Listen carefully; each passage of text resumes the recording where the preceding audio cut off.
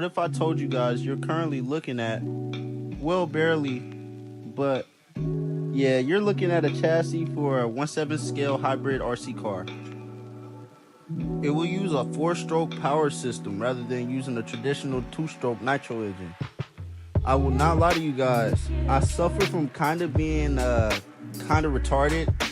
So yeah, it took me a while to figure this stuff out. Like, it took me a while to draw the things out, get the sketches out, all the nights of not sleeping, all the nights of not. Anyways, I started rambling, so let's get back to the point.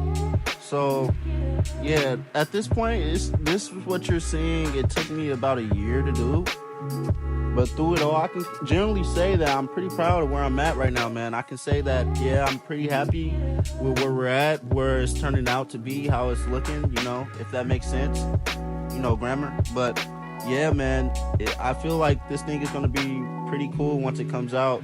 I'll let you guys know I haven't went to school for any of this. This is just because of the fact that I like cars, so here I am. But let's go over a couple of the specs, go over a little bit about what this car is about, what will make this car different. It'll use a 2-cylinder 4-stroke engine, you know, the Toyan engine that use nitro gas, or whatever proper term or name you guys have for it. I don't know the name for it right now. It's slipping my mind. Okay, so it will use a 5-speed automatic gearbox, and also it will have a 4,000 kV hybrid motor attached to the end of the gearbox. And I just want to take a little bit of time to appreciate this motor. Like, this motor rips. Like, I put it on 2S and I ended up getting 40 miles an hour on my old car. Here's my old car right here. And when I put it on 3S, I ended up getting about 52, 53 miles an hour. It's pretty good, so I can't complain, man. But anyways, let's get on to the other motor. The other motor will act like F1 DRS, or, you know, Formula E, you know, the boost system, or let's say something like that along those lines. And I was thinking that on the transmitter, you could just flip a switch, and then basically the boost motor would activate, and you would have like a sudden surge of acceleration plus more power, you know? So I'm gonna basically run down how that works, how that, you know, all, you know, works out with this very, very bad sketch that I had ChatGPT create. But I can't really complain because I didn't really feel like making my own sketch. So anyways, let's go over it. It all starts with the receiver. I'll be using a radio link receiver and transmitter for if that matters, you know, because they come together. Anyways, you would need to connect the receiver to a typical Arduino board.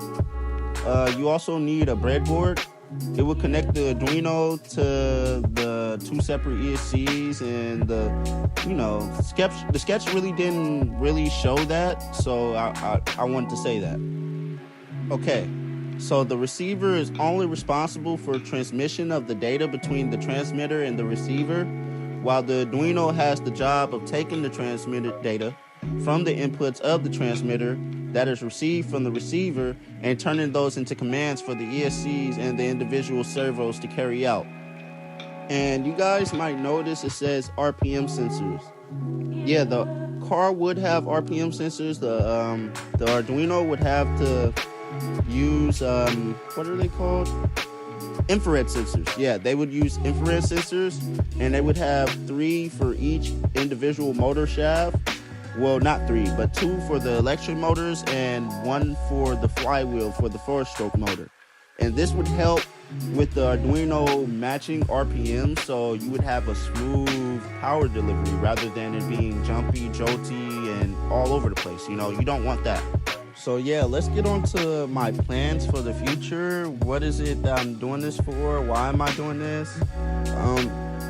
Personally, for me, I'm a car guy. I enjoy cars, and with the electric cars coming in and a lot of, gas cars going out, I've realized that one of the real reasons why I really enjoy cars is because of the engine, you know? It's not because of, you know, the car itself. Like, sure, the car body is cool, but I feel like more or less the engine is a very big factor in the driving experience, you know? So I feel like maybe making like a racing series behind these specific type of four-stroke engines, something of that nature, you know? I have big plans for the future of where I'm trying to create a CNC machine so I can actually try to billet my own actual engine blocks and everything so I can make them more accessible so we could actually make this into, you know, a feasible racing series rather than, you know, it just being something that somebody here and there has, you know, everybody would possibly be able to have it. It'll be more accessible. Now, some of you guys are possibly asking, why doesn't it have a body? Why doesn't it, you know, look complete? Why does it look like it's missing something, you know? And basically, my response to that is that I'm planning on making my body panels actually out of aluminum sheet metal. You know, I'm gonna basically shape the metal and do metal shaping to create the body. And how I am gonna create the whole monocog is it's gonna be printed out of, 3D printed out of carbon fiber PLA. And we'll see how that does for the first time. I have some steel parts, obviously some steel parts that I'm going to make myself. Like the engine mount is going to be made out of steel.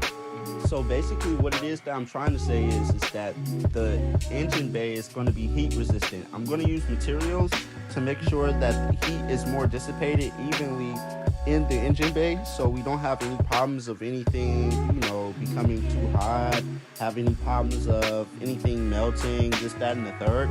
I've already had everything basically pretty much all planned out. So, you know, with that, I'd say we're about 60 to 70% done with everything.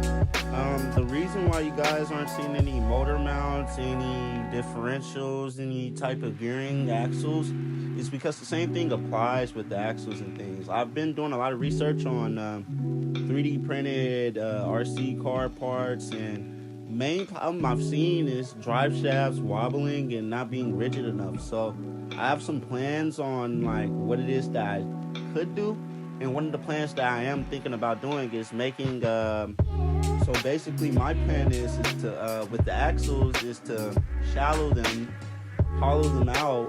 That's a better word. Yeah, hollow them out by about 3 millimeters to about 5 millimeters, and then I would add about a 5 millimeter diameter steel wire or something pretty robust that doesn't really, you know, flex, you know, that I could insert in there and I can glue in there. This would help the drive shafts and the axles not really wobble as much. And basically, you know, from there it's just plug and play. It's basically just put the car together and, you know, watch it run. It's pretty simple.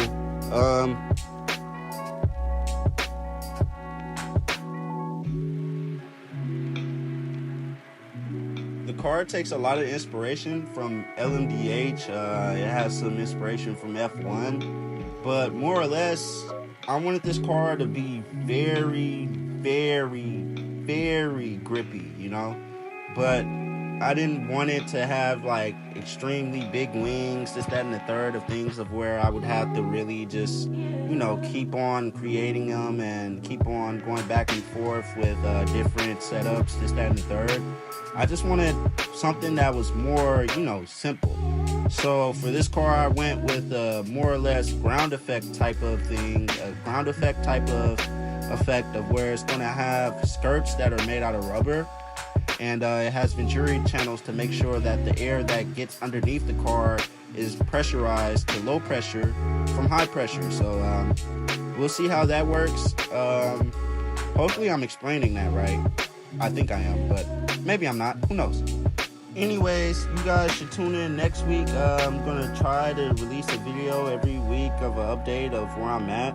So next week, I'm hoping to possibly be done with the full monocog with basically the full outline and everything of where everything's supposed to go.